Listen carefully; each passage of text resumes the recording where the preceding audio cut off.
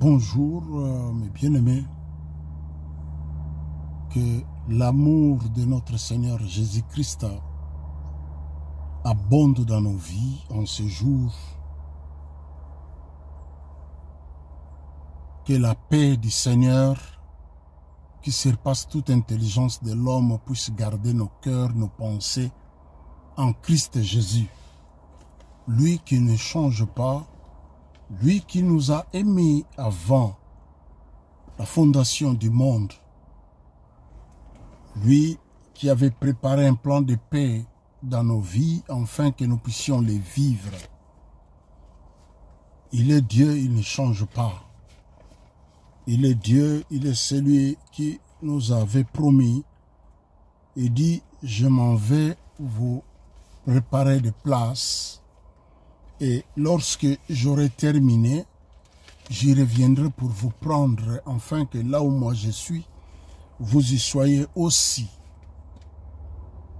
Je bénis le Seigneur pour sa grâce à cet instant. Papa, nous bénissons ton Saint-Nom. Je bénis quiconque qui va suivre cette vidéo. Je libère ta grâce, tes faveurs dans sa vie. Père, mon frère, ma sœur, qui a besoin de ta main. Il est écrit prier les uns les autres. Je prie pour mon frère, je prie pour ma sœur, et tends ta main puissante. Père, agis maintenant, au nom de Jésus-Christ de Nazareth. Ceux qui sont malades, je réclame la guérison totale, au nom puissant de Jésus. La Bible déclare, c'est par tes meurtrissures que nous avons la guérison. Merci pour l'œuvre de la croix. À cet instant, Père, nous voulons méditer ta parole. Au travers de ta parole, bénis nos vies. Au travers de ta parole, guéris nos âmes, guéris nos vies pour ta gloire. Éclaire les sentiers de nos vies. Au nom de Jésus, nous t'avons prié. Amen. J'ai béni le Seigneur pour sa grâce qui nous accorde de parler de sa part. Et quand je parle de la part du Seigneur, ça me fait tellement du bien de savoir que je suis un canal que le Seigneur va bénir un frère. Je suis un canal que le Seigneur va bénir une sœur. Que je suis un canal que le Seigneur va publier ses oracles. Alors je suis très content. Je bénis le Seigneur pour cela. Sans plus tarder, je vais parler de certaines choses que nous semblons peut-être oublier, ou j'aimerais parler de quelque chose que la Bible nous dit, que Josué avait dit, et qu'on a vu des conséquences de ce que Josué, un homme de la même nature que toi et moi, il avait dit. Je suis dans le livre de Josué chapitre 6, je lis au verset 26.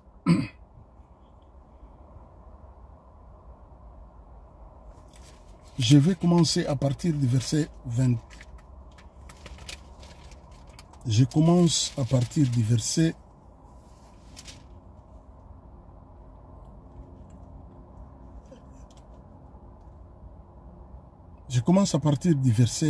22. Pour comprendre et comprendre aussi la suite ou le cheminement de l'histoire et les paroles que Josué avait libérées et ses conséquences. Et il y a certaines paroles libérées dans nos vies, et si on n'arrive pas à comprendre qu'il y avait ou qu'il y a une parole ou une parole qui a été lancée contre notre vie pour condamner ces paroles-là, et les conséquences, nous allons les vivre. C'est pourquoi la Bible nous dit, toutes les langues qui s'élèveront en justice contre toi, tu la condamneras, tel est l'héritage de ces serviteurs que nous sommes. En tant que serviteurs de Dieu, il nous a donné l'autorité, le pouvoir de marcher sur les scorpions, de marcher sur les serpents et sur toute la puissance de l'ennemi. Il dit car rien ne pourra vous nuire. À partir du verset 22 de Josué chapitre 6, j'ai lu au nom du Seigneur, Josué dit aux deux hommes qui avaient exploré le pays, entrez dans la maison de la femme prostituée et faites en sorte que cette femme et tous ceux qui lui appartiennent, comme vous,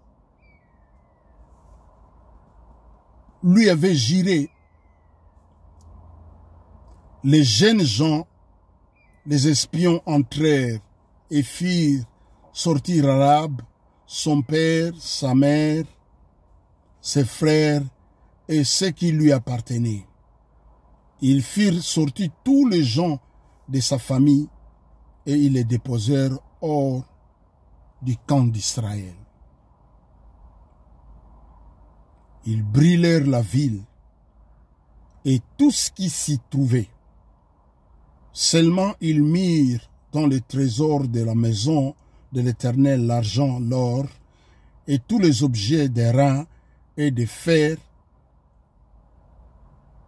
Josué laissa la vie à Rahab la prostituée, à la maison de son père et tout ce qui lui appartenait. Elle habitait au milieu. Elle habitait au milieu d'Israël jusqu'en ce jour, parce qu'elle avait caché les messagers que Josué avait envoyés pour explorer Jéricho. Ici, c'est l'histoire d'une prostituée qui a caché les espions que Josué avait envoyés pour explorer la ville de Jéricho. Et Rahab, la prostituée, nous savons l'histoire, il avait caché les espions quand les hommes de Jéricho sont venus chez elle pour demander à Rahab où sont les hommes qui sont venus chez toi. Rahab a dit, ils sont déjà partis. Et nous savons la suite, ils ont pourchassé ces hommes-là. Il leur a même menti de l'itinéraire. Après, il va dire aux espions que Josué avait envoyés, n'allez pas sur ce chemin, prenez plutôt cette route ici. Et la suite, quand la ville de Jéricho a été prise par Josué et les enfants d'Israël, alors Josué va dire, il dit épargne la maison de Rahab, la prostituée, parce qu'il nous a fait du bien. Elle nous a fait du bien et il faut épargner toute sa famille. C'est alors que la famille de Rahab, la prostituée, n'a pas connu ce que les autres de la ville de Jéricho, ils ont connu. Maintenant, je suis au verset 26. Ce fut alors que Josué jura en disant, ça devient très important. Ce fut alors que Josué jura en disant, maudit soit devant l'Éternel l'homme qui se lèvera pour rebâtir cette ville de Jéricho. Il en jettera les fondements au prix de son premier-né. Il posera des portes au prix de son plus jeune fils. L'Éternel fit avec Josué, dont la renommée s'est répandue dans tous les pays, parole du Seigneur. quand les enfants d'Israël, ils ont conquis la ville de Jéricho, alors ils vont brûler cette ville de Jéricho. Ils mettent le feu dans toute la ville de Jéricho. Ils brûlent tout, ils ont anéanti tout. Et vous avez vu qu'il avait demandé aux espions d'épargner Rahab, la prostituée, parce que Rahab, elle avait eu le soin de les protéger par rapport aux enfants de Jéricho, les hommes de Jéricho qui sont venus les chercher. Alors Josué va prononcer cette parole.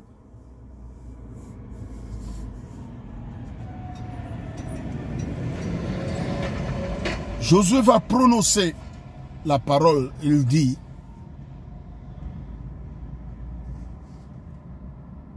maudit soit devant l'Éternel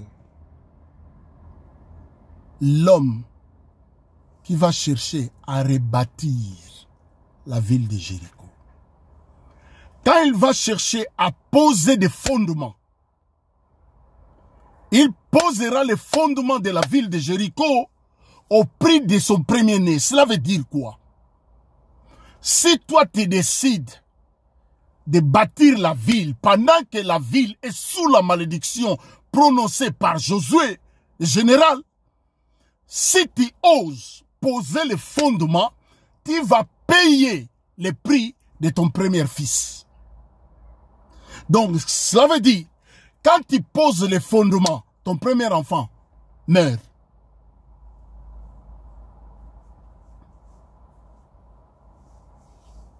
Et quand tu vas poser des portes, ton jeune fils, tu vas payer. Ou il va payer. Parce que la ville de Jéricho, c'est une ville maudite. Josué dit, maudit devant l'Éternel quiconque qui va oser poser les fondements. Il va poser les fondements au prix de son premier fils. Donc cela veut dire, si tu as un premier fils qui ne sait même pas ce que toi tu fais, dès que tu poses le fondement, tu veux rebâtir la ville de Jéricho, tu payes. Donc ton premier fils, peu importe qu'il soit marié ou pas. Mais là où il est, comme il est ton premier fils, tu poses le fondement. Lorsqu'il pose, les maçons commencent à creuser pour poser le fondement. Ton premier fils va partir. Tu vas payer le prix du premier fils à cause de la parole que Josué avait libérée. Josué dit, maudit devant l'Éternel quiconque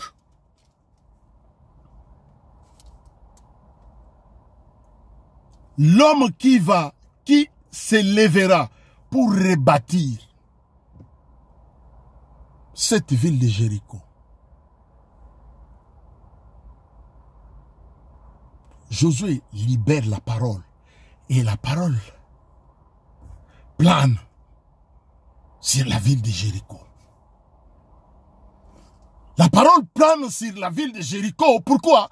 Parce qu'il y a une malédiction proférée par Josué, prononcée par Josué, et cette malédiction-là est en vigueur sur quiconque qui ose rebâtir la ville de Jéricho. Et la malédiction le touche. Son premier fils part. Et lorsqu'ils vont poser des portes, son jeune fils passe. Quelle est la malédiction qui a été lancée dans ta vie, contre ta vie ou contre la famille, là où tu viens? Quelle est la malédiction lancée? Parce que Josué dit, maudit devant l'Éternel. Maudit devant l'Éternel quiconque l'homme qui osera rebâtir la ville de Jéricho.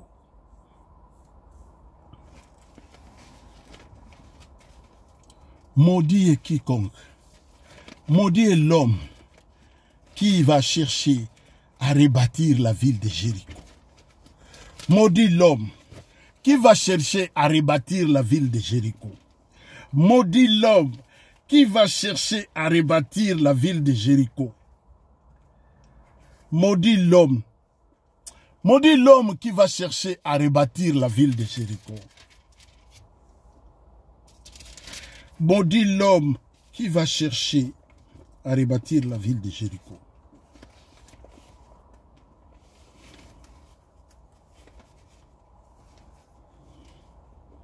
Maudit l'homme qui va chercher à rebâtir la ville de Jéricho. Je pose le fondement. Et la suite, on va faire la suite. La suite de messages. Jéricho, la ville maudite. Ça, c'est notre thème d'exhortation. Jéricho, la ville maudite. Et dit aux espions, épargnez la maison de Rahab, la prostituée, et tout ce qui l'appartient. La maison de son père et tout, on les a épargnés. À la fin, ils ont mis le feu et Josué, le général, va prononcer la malédiction. Josué va prononcer la malédiction. Maudit devant l'Éternel, l'homme qui va rebâtir la ville de Jéricho. La malédiction plane sur la ville de Jéricho. Que Dieu vous bénisse abondamment par la grâce de Dieu. Père, merci pour cette parole. Merci, Papa, pour cette parole. Je bénis ton Saint-Nom. Laisse que ton Esprit Saint puisse illuminer les oreilles de nos cœurs pour comprendre ta parole. Puisse illuminer les yeux de nos cœurs pour voir et comprendre, Seigneur, les profondeurs de ta parole. Je bénis mon frère, je bénis ma sœur, je bénis cet instant. La puissance, la gloire te reviennent, la majesté te reviennent. Au nom de Jésus. Amen. Que Dieu vous bénisse abondamment. Notre message s'intitule Jéricho, la ville maudite. Je suis dans le livre de Josué. Josué chapitre 6. Nous avons commencé à partir du verset 22. Tu peux commencer à partir du verset 1er pour comprendre l'histoire. Par la grâce de Dieu, on va continuer le message. On se limite ici, par ce court message. Nous avons notre chaîne YouTube, Jean-Paul God Army. Abonnez-vous, mes bien-aimés, pour encourager votre frère.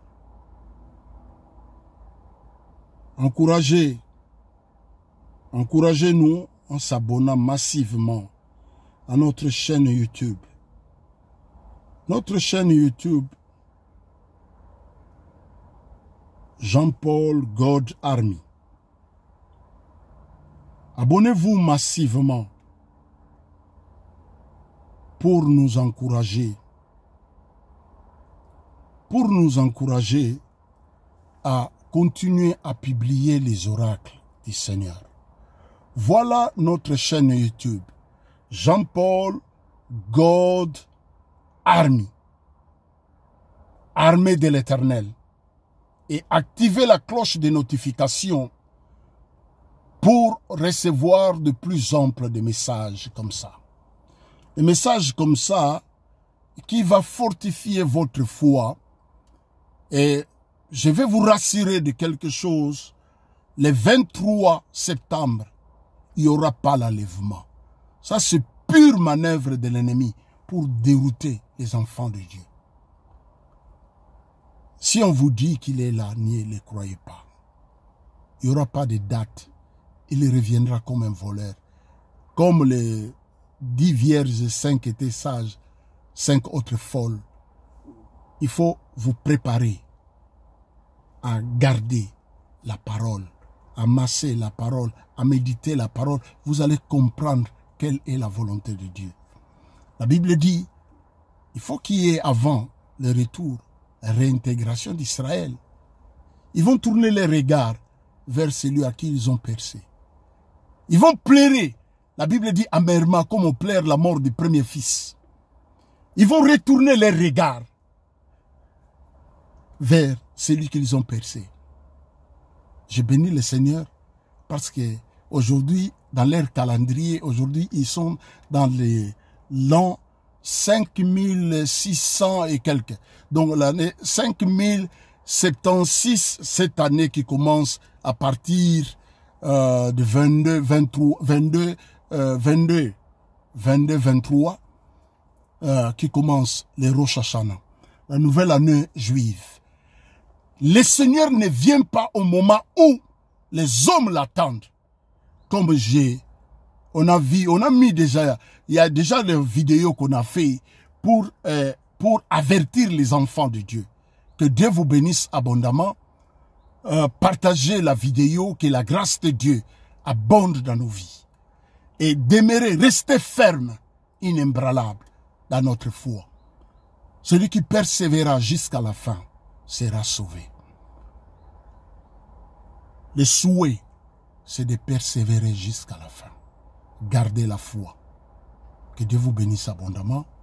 Quant à moi, je vous dis à la prochaine, à la suite de notre message. Jéricho, la ville maudite. Merci. Que Dieu vous bénisse. À tout à l'heure.